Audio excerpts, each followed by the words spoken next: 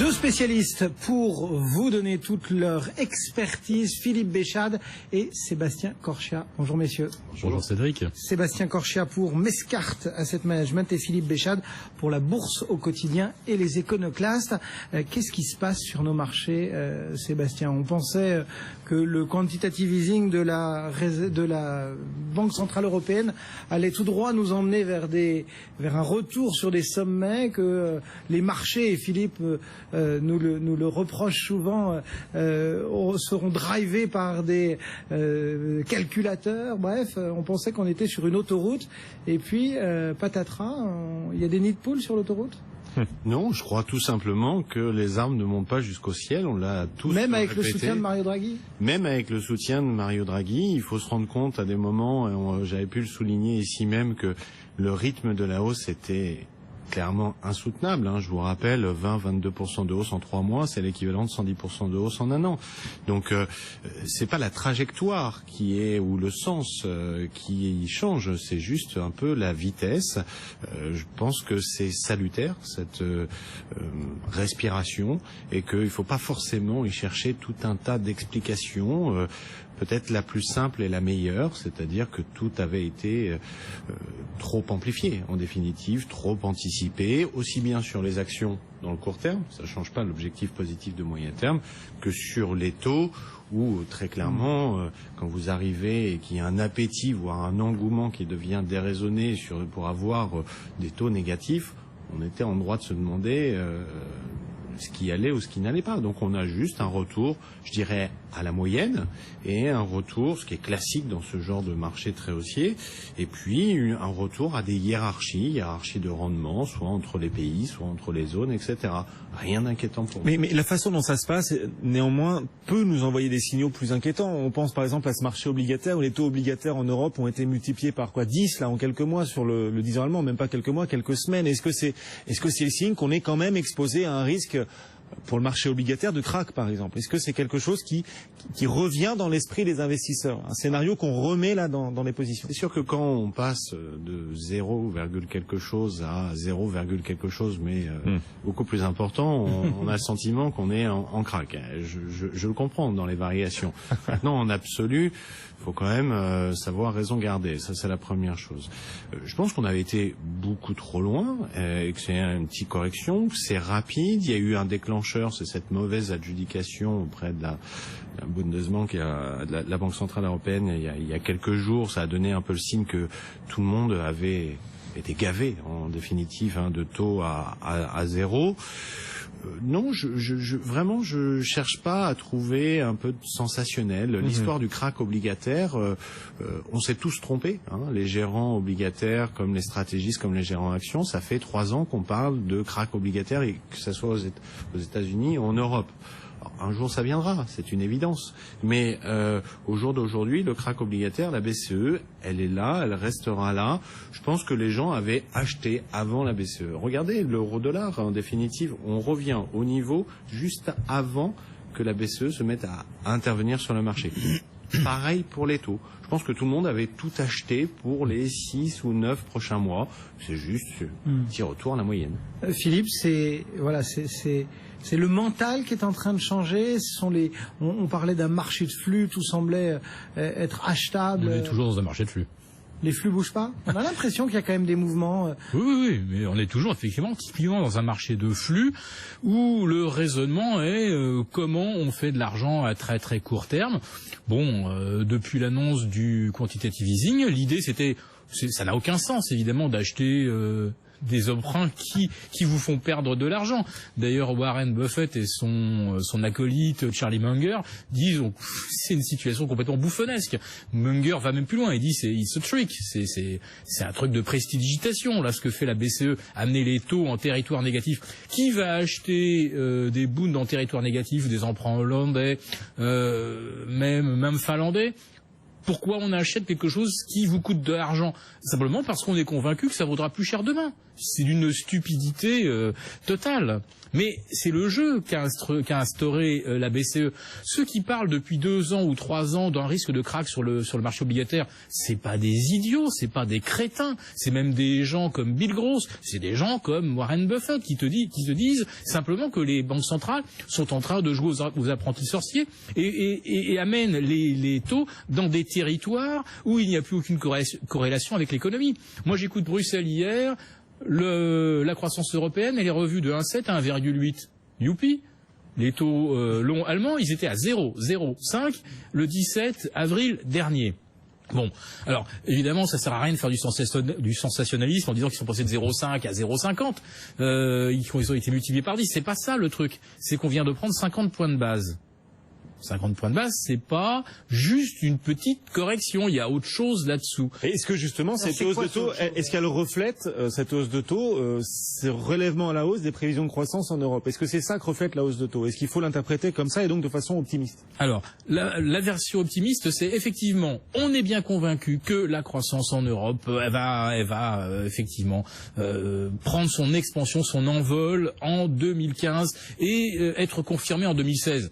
À ce moment-là, on peut pas avoir des taux à 0,10, 0,20, même à 0,50. Monsieur Noyer a raison, ça reste vraiment pas cher, puisque les taux, théoriquement, classiquement, devraient être à 2%.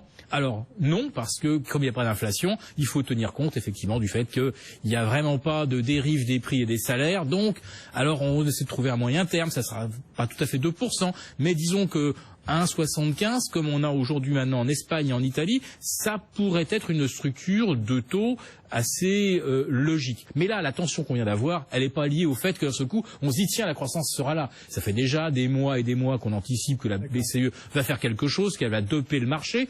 Donc il y a autre chose et je pense que c'est le facteur grec. Sébastien, il y a peut-être une autre façon positive de voir les choses. C'est pas de se dire oh là là, la croissance revient, finalement c'est une mauvaise nouvelle. Vous savez, c'est un peu le côté schizophrène on avait pu voir au moment du QE aux États-Unis. C'est de se dire aussi... les mêmes causes peuvent produire les mêmes effets. Mais aussi, autre raison positive, c'est de se dire, beaucoup de gens ne croyaient pas à l'efficacité de la BCE, se disant finalement ça va être un QE version japonaise, on en fait 1, 2, 3, 4, ça ne marche pas, et la déflation est là. On peut se dire tout simplement, c'est que le marché prend conscience aussi que finalement, et on le voit à travers quelques statistiques, que cette croissance européenne qui n'est pas là, qui n'est pas forte, mais qui s'améliore, qui commence à bourgeonner. On parlait de pousse verte, là on parle peut-être de bourgeons un peu plus importants.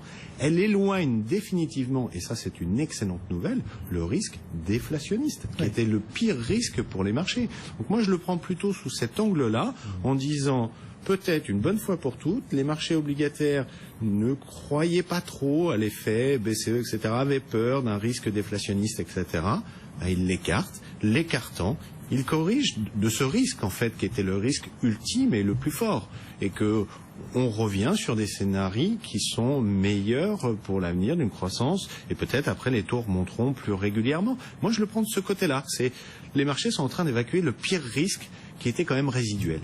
Beaucoup d'argumentaires européens dans vos propos, sauf qu'hier le coup de Trafalgar, il est venu de l'autre rive de l'Atlantique avec comme une confirmation qu'il y avait, d'accord le premier trimestre, d'accord le froid, d'accord l'hiver, on a presque envie de dire qu'il faudrait qu'on sache faire des données CSV aux États-Unis, corriger des variations saisonnières. Non, il y a un peu plus que le simple hiver, non ? Il y a, si vous voulez, d'autres raisons. Il y avait la grève des dockers aux États-Unis qui jouait aussi de manière assez importante sur ces statistiques des importations et donc, in fine, de la balance commerciale. Donc, on peut en trouver tout un tas d'explications. Il y a une réalité, c'est qu'il y a un petit coup de froid. On peut réutiliser la métaphore, mais il y a un petit coup de froid sur l'économie américaine. Ce petit coup de froid qui est peut-être et sûrement dû aussi au dollar fort qui lui-même est positif pour nous avec euro faible. On voit, et je pense que ça va montrer aux Américains et au marché que la hausse du dollar, elle a trouvé ses limites. Et je pense que là où ils ont laissé le dollar progresser, l'euro baisser pour aider aussi un peu les Européens à s'en sortir, parce que ça les aide aussi in fine. Je pense qu'ils ont trouvé la limite et que faut pas forcément rêver comme ceux qui, plus le dollar montait, plus ils revoyaient à la hausse leurs objectifs ou à la baisse sur l'euro. La parité déjà acquise, et puis après certains parlaient de 0,9, de 0,8. Je crois que là, c'est du rêve complet. Ça tombe bien, c'est 0,9, 0,8, c'était en même temps qu'on imaginait des taux négatifs, qu'on imaginait le CAC à 5005 dans 15 jours, etc. Ça prouve bien que tout ça, c'était de l'exagération. Et je pense que les Américains, là, ils nous montrent, ils vont prendre conscience et ils vont nous montrer que, oui, peut-être l'euro pourra rebaisser à nouveau contre le dollar, mais au-delà de la parité, ça sera compliqué parce que le coup de froid, il est fort. Il y a un réel coup de froid. Maintenant, on peut le prendre là aussi positivement en disant, ça va peut-être repousser un tout petit peu la hausse des taux aux États-Unis. C'est bon pour les marchés américains qui, pour le coup, en relatif, se retiennent bien à nouveau versus les marchés européens. Et Philippe, vous êtes aussi optimiste que Sébastien, ou pour vous, la situation américaine peut être plus préoccupante? Mais elle est préoccupante si on veut juste tenir compte des vrais chiffres. Le chômage qu'on aura vendredi, on nous l'annonce à 5,4. La situation réelle, c'est que vous doublez ce chiffre, vous le mettez à 10 et quelques, et encore, vous n'êtes pas dans la vraie réalité du quotidien des vrais gens aux États-Unis. Il y a eu une petite hausse des salaires en début d'année, dont on a dit c'était bon signe. On a eu Walmart, on a eu Target, je crois, qui a relevé aussi les salaires. Mais en fait, c'est assez marginal. On le voit avec les chiffres du mois d'avril, où les revenus des ménages ont stagné. Ça veut dire qu'en fait, il y a eu distribution d'un peu de bonus en début d'année. Il y a peut-être eu encore quelques heures supplémentaires. Mais derrière, on voit clairement que y a tellement de gens qui ne sont pas au travail qu'on peut trouver indéfiniment des gens prêts à bosser pour pas cher. Donc on risque pas d'avoir une relance de l'économie américaine par d'abord des créations d'emplois, parce qu'on voit bien qu'en rythme annuel, on est en fait très en deçà de ce qu'on nous a vendu pendant des mois. Tout simplement parce que la croissance naturelle de la population américaine, elle est de l'ordre de, un peu plus de 3,5 millions individus par an. Donc déjà, pour faire en sorte que on ait le maintien d'une population active au niveau très bas où on était depuis 2009, et on n'en a pas bougé depuis 6 ans, pour maintenir inchangé ce niveau très bas, éviter qu'il se dégrade encore plus, il faut créer 3,5 millions d'emplois par an. On en est très très loin, très loin. On va en être cette année à 2,4 millions, 2,5 millions. Donc du coup, son contenu du coup, dans votre scénario, ça veut dire que la Réserve fédérale américaine déjà ne remontera pas ses taux et qu'elle sera même obligée de faire plus. Alors, si l'on s'en tient à une stratégie qui pourrait être cohérente par rapport à l'état de l'économie réelle, évidemment, la Fed ne montera pas ses taux en 2015 et probablement pas en 2016. Et puis, j'entends beaucoup de commentateurs, et je veux dire que là, je vais un peu dans le sens de ce qui se dit de plus en plus, c'est-à-dire que la Fed sent que la prochaine crise arrive, et elle a besoin de se reconstituer des marges de manœuvre pour donner des bonnes nouvelles au marché. Ce qui signifie qu'il faut qu'elle normalise, entre guillemets, sa politique monétaire. Donc il faut qu'elle monte. Alors, il faut qu'elle monte si elle veut se préparer à la prochaine crise. Ce qui arrive, c'est inscrit. La dette américaine, l'endettement global de l'Amérique n'a pas cessé de s'amplifier. On en est à 70 000 milliards de dollars. Les 20 000 milliards qu'on nous raconte officiellement, c'est évidemment très en deçà de la réalité. Il n'y aura pas de crise, ils ne rembourseront pas, tout simplement. Ah ben voilà, alors ça, j'adore ce genre, effectivement, puisque c'est exactement ça qui nous pend au nez. Donc, s'ils ne remboursent pas, ça veut dire qu'on ira vers une refonte du système monétaire. Ça, c'est le coup d'après. Mais le coup de tout de suite, c'est que si la Fed pressent qu'il va y avoir un problème, elle doit se redonner au moins une petite marge de manœuvre pour dire au marché, regardez, j'ai encore la possibilité de faire quelque chose sur les taux. Là, la Fed, elle n'a rien en main. Ce sera réellement crédible si elle relève fortement ses taux. Si elle relève à peine de 0,25, quelque chose de symbolique, elle n'aura pas pour autant de marge de manœuvre. On sera dans le symbole. 0,25, tout le monde le sait que ça commencera comme ça. C'est pas forcément, encore une fois, c'est comme la bourse, c'est pas forcément le niveau, c'est le rythme qu'elle va imprimer et la tendance qu'elle va donner. Je pense qu'il y a un consensus 0,25. Là où on ne sait pas, c'est est-ce que c'est juin, est-ce que c'est juillet, est-ce que c'est septembre. Ça restera le marché septembre. Voilà. Ça restera infime. Et en fait, c'est pas au moment où ça sera qu'elle le fera qu'il y aura un questionnement. C'est comment elle le présentera et est-ce que c'est le début d'une remontée régulière avec un rythme assez conséquent, ou parce que quand vous regardez les projections des fameux DOTS, c'est les membres de la Fed, ça fait peur pour 2016. C'est-à-dire qu'on voit des taux au-delà de 1, 1,5, etc. Il y a même certains membres qui sont encore plus. On a longtemps attendu que la Fed justement rapproche ses anticipations de celles du marché, et ça ne se produit pas. Alors ça, si on peut regarder ces déclarations des membres de la Fed et puis mettre en face ce qu'on appelle les Fed Funds futurs, donc les anticipations du marché, il y avait un très grand écart. Et c'est pour ça que la Fed ne pouvait pas le faire, parce que d'un côté vous aviez une Fed qui était assez, comment dire, faucon quand même, quelque part, non pas sur le premier jour, mais sur la tendance. Et puis on avait un marché qui était lui encore un peu à rêvasser, à se dire non, la tendance sera pas très très forte. Les anticipations se rapprochent et plus on dérive vers le mois de septembre, plus on voit que aussi bien sur le court terme que le moyen terme, tout le monde a l'air de se mettre d'accord. C'est ce que cherchait l'ILN, c'est à pas prendre par surprise le marché, donc il n'y ait pas de décalage entre anticipations. Ça se fait doucement, c'est bon. Donc juin ou septembre, pour moi, c'est pas le sujet. Ça sera de dire après comment ça se passe. Rythme, voilà. Sur le très court terme, je suis étonné que vous parliez pas de demain, tout simplement. On a quand même les élections en Angleterre. Il nous reste et pour le coup, ceci peut aussi expliquer, en plus du Grexit, du Brexit, expliquer pourquoi les marchés sont un peu nerveux. Et ben justement, on en parlera juste après le journal. On marque une pause, un petit coup d'œil sur les marchés, un coup d'œil sur l'actualité, et puis on poursuit ce face à face. BFM Business, intégral placement, 10h, 12h30, 100% placement. Et sur l'actu, c'est vrai, Sébastien, qu'il y a ce risque politique. On le voit ce matin, par exemple, dans les résultats de la SocGen, dans les résultats du Crédit Agricole. Tout le monde nous parle un petit peu du risque russe, du risque grec. Et puis il y a, on l'a entendu dans le journal et vous l'avez évoqué, les élections britanniques qui se tiennent aujourd'hui.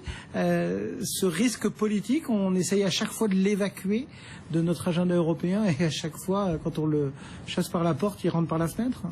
Ben oui, c'est assez étonnant. C'est quand même une donnée importante. Je vous rappelle qu'il y a d'abord un scrutin extrêmement serré, en tout cas des statistiques, des sondages nous le disent. Voilà, le plus serré depuis l'après-guerre. Exactement. Donc c'est quand même compliqué parce que c'est quand même deux programmes différents, c'est deux approches différentes, c'est des alliances différentes, et notamment une alliance chez les conservateurs qui a promis que s'il gagnait, il ferait ce fameux sondage, référendum effectivement sur la sortie de la Grande-Bretagne de l'Union européenne. C'est pas sans conséquence quand même. Et étonnamment, la livre ne s'est mise à baisser qu'il y a quelques jours véritablement, alors que les sondages étaient serrés depuis un certain temps.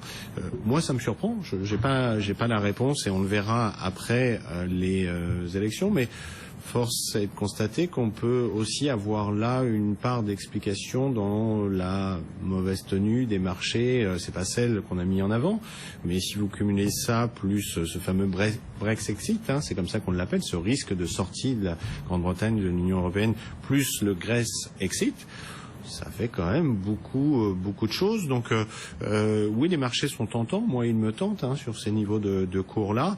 Mais la prudence impose qu'on attende les résultats de ces élections pour voir les conséquences, même sur certains titres qui pourraient être très tournés vers l'Angleterre. D'accord. Donc il y aura une angoisse qui pourrait se disparaître, en tout cas débloquer les marchés à partir de parce qu'il y a le scénario que l'un ou l'autre gagne. Il y a aussi un scénario qui était le moins probabilisé, mais qui existe. C'est une forme un peu type Belgique, d'absence complète de capacité de formation de gouvernement, de réélection, etc. Et je peux vous dire que si c'est ce scénario-là, ça va secouer un peu sur le FTSE et forcément sur l'Eurostoxx. On va suivre demain donc ces législatives en Grande-Bretagne. Pour vous aussi, Philippe, il y a un risque, une angoisse des marchés vis-à-vis des législatives britanniques, ou c'est plus la Grèce qui, quitte à chercher un risque politique, qui fait peur aujourd'hui aux investisseurs? Techniquement, c'est le risque grec qui est prédominant, sauf que si les conservateurs avec UKIP organisent un sondage entre guillemets sur l'appartenance ou la non-appartenance à l'euro, ça questionne beaucoup. Bon, on voit bien que l'euro a été toxique pour la Grèce, il l'est également pour l'Italie, donc il faut se souvenir que les perspectives sont revues à la baisse, ce qui est quand même assez inquiétant. La dette italienne, c'est le premier gisement d'emprunt en Europe, 2140 milliards d'euros, c'est quand même pas rien. Donc là, si on a une tension du côté de l'Italie, voilà, ça repose des questions sur l'Europe.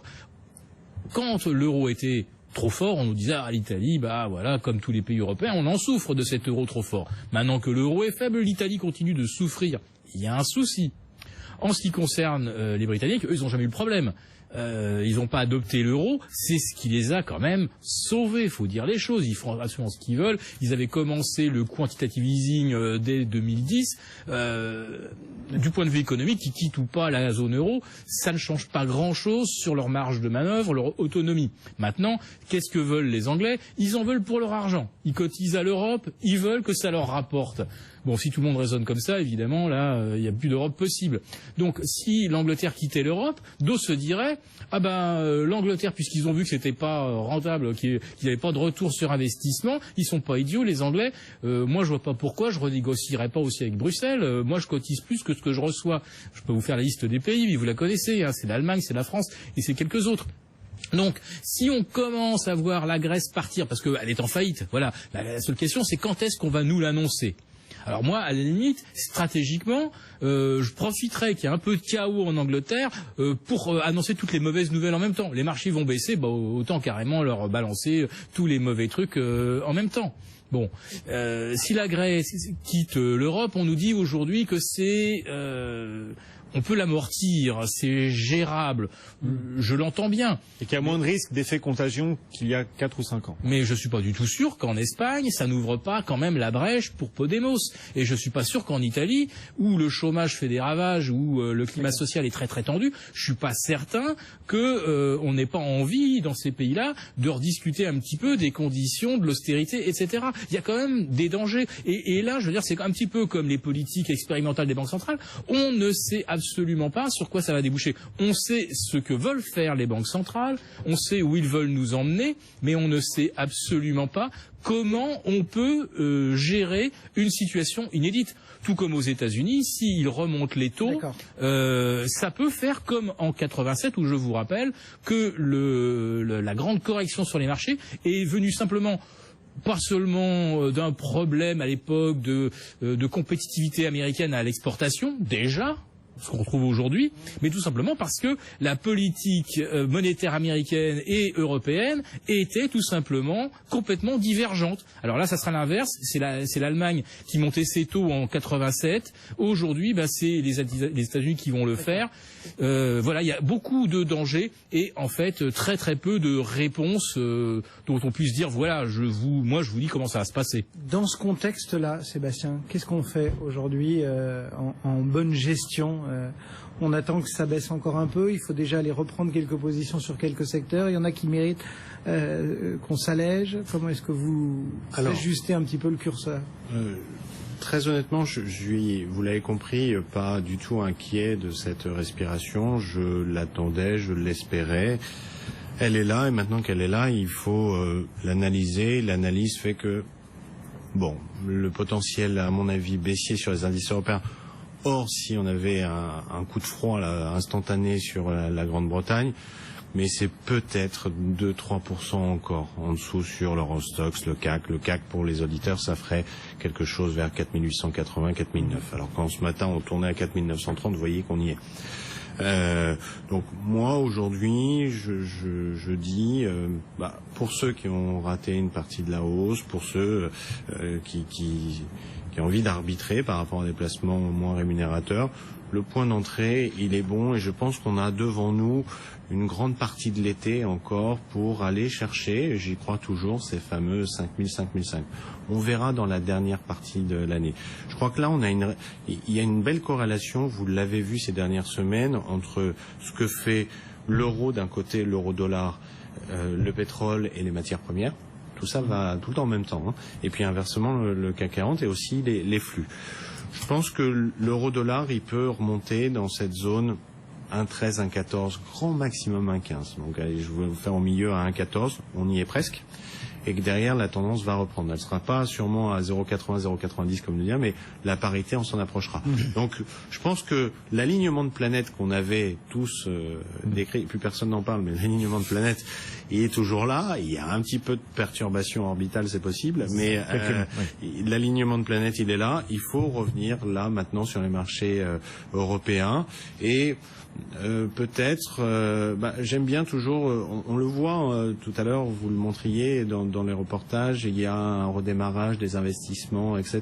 Donc je pense que la composante cyclique, le marché a fait un premier trimestre très tiré par les valeurs de croissance et les valeurs défensives de qualité, ce qui était étonnant. Il faut, je pense, être un peu plus offensif, un peu plus bancaire, un peu plus cyclique dans ce deuxième trimestre et être optimiste. On reparlera de tout ça à la sortie de l'été, je serai peut-être un peu moins confiant. Beaucoup d'attention aussi quand même, donc. Beaucoup d'attention sur... Être prêt à sortir si... Oui, mais c'est pas encore le sujet, je pense. Moi, je ne